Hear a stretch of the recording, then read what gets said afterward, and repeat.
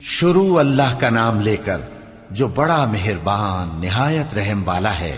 اس کتاب کا اتارا جانا اللہ کی طرف سے ہے جو غالب ہے، حکمت والا ہے۔ اے پیغمبر، ہم نے یہ کتاب تمہاری طرف سچائی کے ساتھ نازل کی ہے، تو اللہ کی عبادت کرو، یعنی اس کی عبادت کو شرک سے خالص کر کے۔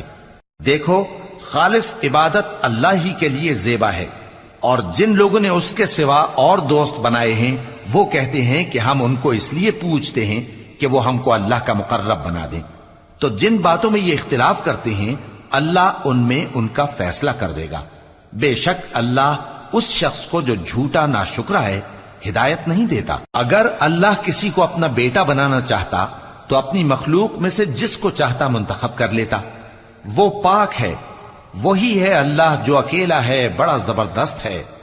اسی نے آسمانوں اور زمین کو تدبیر کے ساتھ پیدا کیا ہے